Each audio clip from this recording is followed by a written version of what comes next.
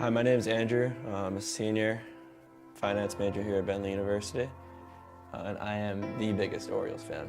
My grandpa's from Baltimore. My dad was unfortunately raised an Orioles fan, and unfortunately for me, that tradition got passed on. But it's been 18 years, 18 tough years since I became a fan at the age of 3. Here I am, still loving the Orioles to this day.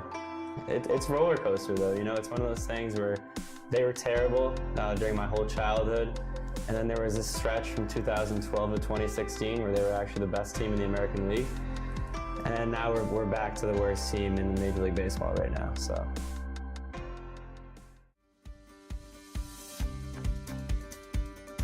Hi, my name's Ben, a senior here at Bentley. I'm a huge Red Sox fan, big baseball guy. I'm from Connecticut, actually. You always think about Connecticut, it's like the split state. You got half of them follow Yankees, half of them follow Red Sox. I just happen to be in the right part of the state. And then I think also just following my dad. My dad was a big Red Sox fan growing up, so I kind of just followed along his footsteps, and here I am now. I think just overall, it's been a bunch of highs and lows for a Red Sox fan, but lately, we've got the World Series titles that are coming about. I think it adds to the excitement when you can win a World Series and then the next year you're performing pretty poorly, but the team is still pretty solid.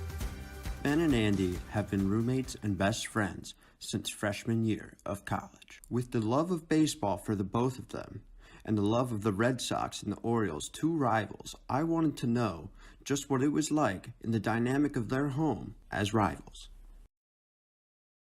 Nothing like a good little catch on the green space, hanging out, having a good time. We're best friends, but when it comes to baseball, I can never respect the Red Sox. Just I gotta be a diehard Orioles fan in everything I do, man. What can I say? We might be roommates, but we support different teams. We all know who's better. We all know who has more championships. So, really, there's not much else to it. But it's one of those things. We have our little our rivalry, in the dorm as well. And anytime they're playing each other, there's a lot of hooting and a lot of hollering, and every time something's happening. So it's a lot of fun. Having an Orioles fan in the room definitely makes for some, not conflict, but a couple arguments, little jabs here and there. So it's always good to have a little competitiveness when the long baseball season is going. There's always the verbal stuff going on, just yelling, shouting back and forth, and when the games are close, there might be a little pushing and shoving, but nothing too physical, no fist fights, so we keep it civil. Now that I understand how the dynamic is in their home, I wanted to know, how do Andy and Ben act when they attend baseball games together? We actually went to a game last Monday.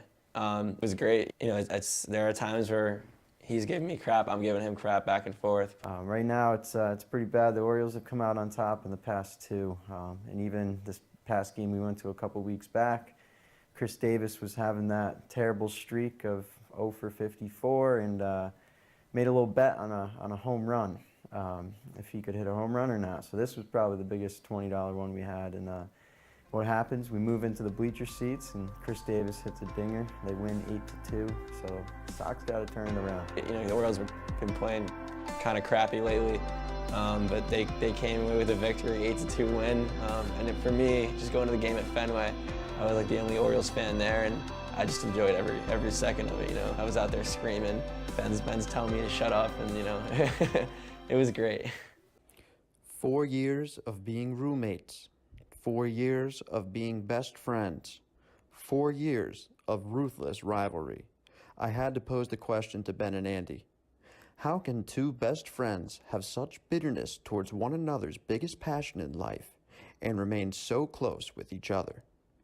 Yeah, it's crazy, but for us, just having someone that really enjoys the game of baseball, it makes a big difference for us, and it's probably why we're friends. But in the long run, we're just fans of the game, I think, in general. But the rivalry also makes a big difference in, I guess, the way we live our life.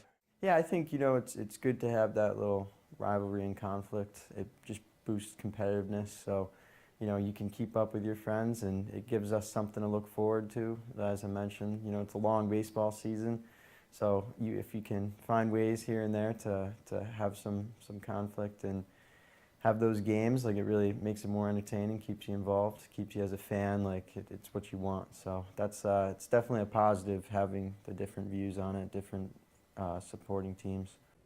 Now that I know how Andy and Ben live their daily lives as rivals, roommates, and best friends, I wanted to bring Ben and Andy back once more for my last question. How are you doing today? Doing great, Curtis. How are you? I'm doing great, dude. Living the dream. Andy, there's times when teams can get so bad that fans, they don't want to support them anymore. I think that you're a diehard fan, but I want you to tell me, is there any ever thought, maybe I'll become a Red Sox fan, maybe I'll become a Brewers fan? Is there any ever thought that you would switch your team from the Orioles to another organization? That's just a dumb question, Curtis. Never. No, you gotta stick with your team. Once you're there in the fan base, you can't just switch. I'm the most supportive fan there is out there, and there is no chance I would ever switch that. I hate all these little kids being Warriors fans nowadays because they're winning. You gotta stick with your team. And like I mentioned earlier, like, baseball is one of those sports where there's always something to look forward to. And I think when you can get, a whole minor league farm system, you're always looking at that next player too. So that kind of contributes to, even in a bad season, you're always thinking for the future, so you never give up on your team and your guys. It's a clown question, you could say. It's an absolute clown question. After asking my final question of the interview, I only thought it was fair for the boys to send a message to baseball fans about their team. That you would like to, a message that you'd like to give Orioles fans or any baseball fans about the Orioles. Is there any last message you want to sign off on as a Red Sox fan? Yeah, they're going to turn it around this season. It's still early. Don't count us out just yet. I would say it's going to be a rough few years here. We're still in rebuild mode, but come 2021, 2022, we're going to be the team to beat. So watch out. 2021, 2022, you're saying that those are the years. That's going to be the golden age, Curtis. Mark it down. I look forward to it. Thank you, Andy. I appreciate it. Hey, thank you. Thank you, Ben. Appreciate you. Thank you, Curtis.